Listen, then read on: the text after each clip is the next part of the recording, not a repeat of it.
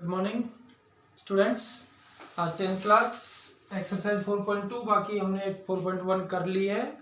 Quadratic equation द्विघात समीकरण क्या होता है वो भी आपको बता दिए। इसमें आपको क्या करना है, गुणनखंड विधि से मूल ज्ञात करने हैं, मतलब फैक्टराइजेशन से आपको रूट्स निकालने हैं। क्या निकालने हैं भाई? रूट्स।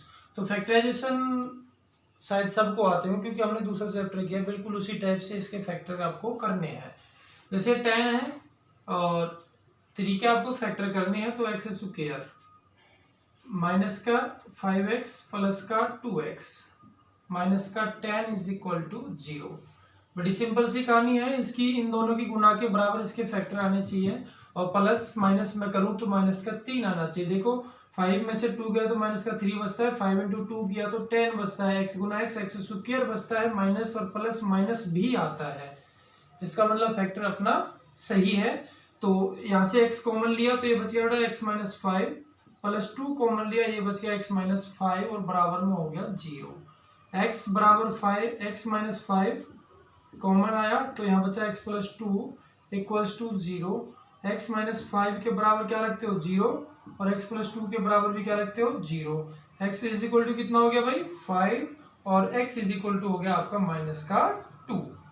ये सिर्फ यही तरीका आपका फैक्टराइजेशन मेथड का है। एक दूसरा क्वेश्चन ले लेते हैं। √2x square plus 7x plus 5√2 बराबर 0। भाई क्या करेंगे, इन दोनों की गुना करके देख लेंगे। 5√2 और √2, 5√2 और मल्टीप्लाई बाई √2, √2 कितना हो जाता है? 2 हो जाता है। 5 इंटू 2 कितना हो गया? 10, मतलब 10 बन रही है इन दोनों की गुना। तो 7 के जो मैं फैक्टर करूं वो फैक्टर 10 रहने चाहिए, मतलब उनकी मल्टीप्लाई 10 आनी चाहिए। तो √2x स्क्वायर प्लस 5x और प्लस में 2x प्लस में 5√2 बराबर 0। भैया 10 आ रहा है, 10 कैसे फैक्टर करके देख लो। 2 से कितनी बार? 5 बार। तो 2 और 5 ही तो बच रहा है बस, और तो कुछ है ही नहीं। तो इन दोनों से क्या कॉमन आ रहा है? x कॉमन आ रहा है। यहाँ बच गया आपका √2, x स्क्वायर में से एक बाहर आ गया, एक x प्लस में x यहाँ से बाहर आ गया, यहाँ बच गया 5 प्लस भाई √2 में से √2 अंदर रहना चाहिए, तो √2 बाहर निकाल लो क्योंकि √2 2 बनता है पूरा, तो इनमें से एक बाहर ले लो, एक अंदर रह जाएगा। तो यहाँ बच गया आपका √2, ये आ गया √2x प्लस में कितना हो गया? 5 बराबर में आ गया 0। और √2x प्लस में 5 और x प्लस में √2 बराबर क्या बन गया भाई? 0। और √2x is equal to minus का 5 और x is equal to minus का √2 माइनस √2 और x is equal to minus का 5 अपॉन √2। ये आपके आंसर है। ये क्या है भाई? आंसर। क्वेश्चन नंबर 2 में भी आपके यही करने हैं। उदाहरण 1 में दी गई समस्या हल करनी है आपको। बाकी आगे 2-3 क्वेश्चन है उन्हें मैं करवा रहा हूं और फिर देखते हैं। क्वेश्चन है भाई तीसरा, ऐसी दो संख्या ज्ञात कीजिए जिनका योग 27 हो, मतलब 2 नंबर्स आपको फाइंड आउट करने हैं जिनका जो सम है वो 27 है और प्रोडक्ट मतलब गुणनफल है 182। कितना है? 182। तो ये आपको निकालनी, बड़ा आसान सा है। मतलब लेट माना पहली संख्या कितनी मान ली? x, और दूसरी संख्या कितनी मान लूं मैं? या तो y मान लूं या फिर कितनी मान लूं? देखो दो संख्या है मेरे पास, दोनों का मेरे पास कुल 20 रुपए है। 20 में से मुझे 5 दूसरे को दे दिए मैंने, तो मेरे पास कितने बचे? 20 माइनस 5 मतलब 15 बचे ना। कुल मेरे पास 20 थे, 20 में से लेस किए मैंने। ऐसे कुल मेरे पास 27 है, तो एक मेरे पास x है, तो दूसरा कितना बच गया? 27 माइनस x। ठीक है भाई, ऊपर लिखना है दोनों का योगफल, दो संख्याओं का योग, the sum of two numbers, दो संख्याओं का योग। योग है बेटा आपका 27। मान लिया हमने पहली संख्या है, दूसरी संख्या कितनी होगी? 27 माइनस x। अब दोनों संख्याओं का गुणनफल, ये लिखना है दोनों संख्याओं का गुणनफल। गुणनफल कितना होता है? 182 इसने दे रखा है प्रश्नानुसार।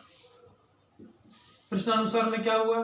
देखो x दोनों की गुना कर दी ना मैंने, एक तो मेरे पास x है, दूसरा कितना है? 27 माइनस x बराबर कितना हो गया? 182। अंदर गुना करूं 27x माइनस में x स्क्वायर बराबर 182। अब ये बराबर प्लस का बनाना है, मुझे एक्स स्क्वायर प्लस का ही रखना होगा आपको, दूसरी साइड लेके जाऊंगा मैं इन सबको। तो एक्स स्क्वायर किसका हो गया प्लस का, 27x किसका हो गया माइनस का, 182 है ऑलरेडी वहां किसका है प्लस का, बराबर क्या हो गया 0। इसके आपको फैक्टर कर देने हैं बस, और कुछ नहीं करना है, फैक्टर आपको करने हैं खुद। 13 और 14 इसके फैक्टर हो जाएंगे, माइनस का 13 माइनस का 14x। ठीक है भाई। अगला क्वेश्चन, दो क्रमागत धनात्मक पूर्णांक ज्ञात कीजिए जिनके वर्गों का योग 365 हो, लगातार धनात्मक पूर्णांक। तो क्या लेना है, माना पहला धनात्मक पूर्णांक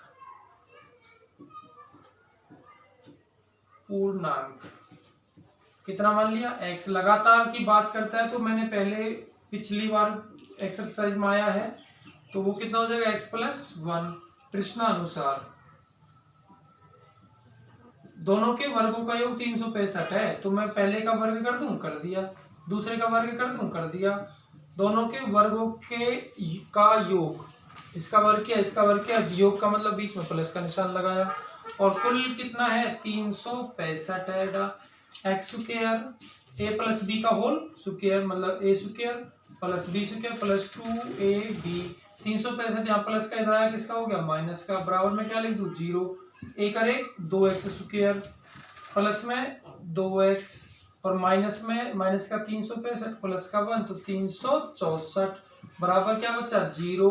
पूरे से 2 कॉमन आ रहा है, क्या आ रहा है x square plus x minus 2 बन जाए 280 इसके आपको फैक्टर करने हैं, बड़ा आसान चीज है, वो बिल्कुल यही बनते हुए दिख रहे हैं मुझे। तो यहाँ भी 182 है, यहाँ भी 182 है, तो यहाँ भी मैं 13 14 लूंगा, 14 लूंगा प्लस का, 13 लूंगा माइनस का, प्लस का 14x माइनस का 13x।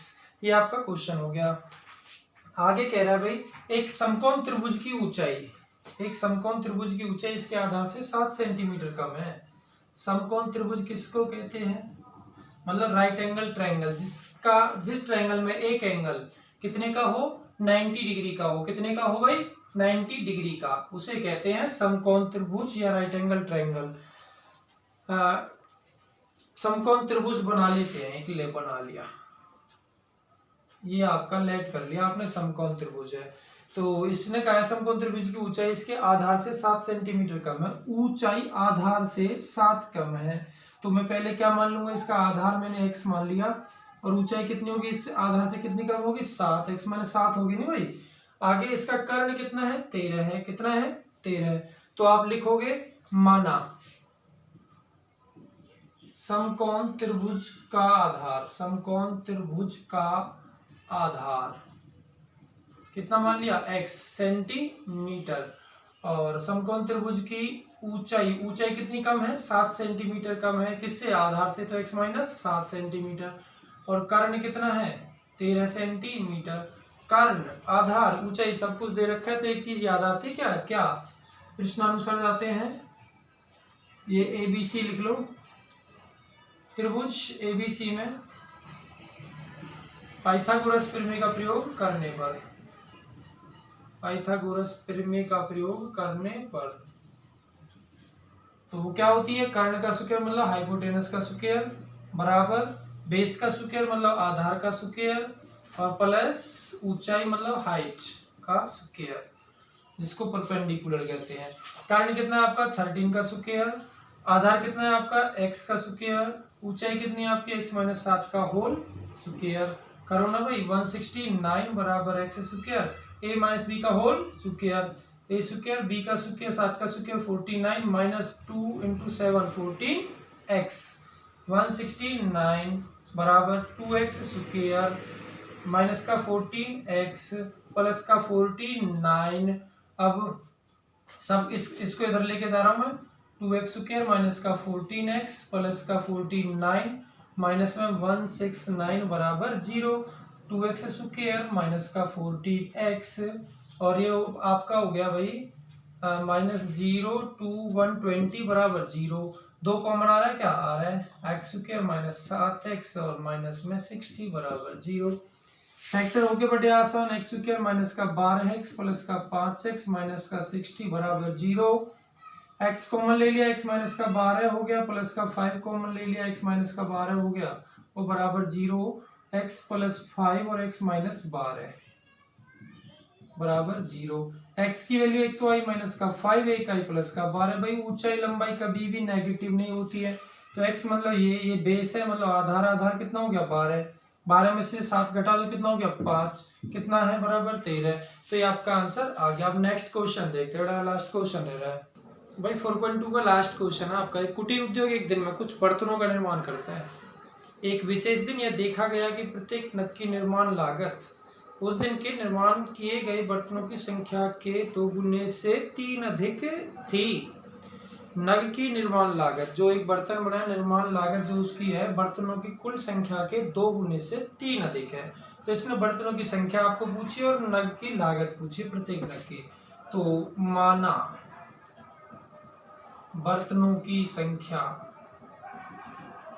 निर्मित बर्तनों की संख्या एक दिन में कितनी मान ली x, तो प्रत्येक नग की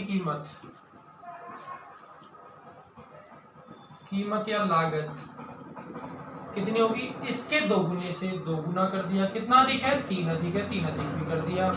इसने कहा कि उस दिन की कुल निर्माण लागत 90 रुपए थी। कितनी थी भाई 90 रुपए। भाई ये तो है बर्तनों की संख्या, ये उसकी कीमत है, तो इन दोनों की गुना करूं जो अभी तो कुल रुपए निकलेंगे। तो प्रश्नानुसार में मैं जाऊं x into 2x plus 3 is equal to 90, 2x square plus में 3x, ये 90 यहाँ प्लस का इधर आया किसका हो गया माइनस का, बराबर 0। इसके फैक्टर कर दो आपका आंसर आ गया। आगे मैं नहीं कराऊंगा, फैक्टर आप खुद करोगे क्योंकि मैंने बहुत सारे क्वेश्चन इसके कराए हैं। तो इस हिसाब से आपके एक्सरसाइज 4.2 कंप्लीट आप ढंग से करोगे, समझोगे। Thank you.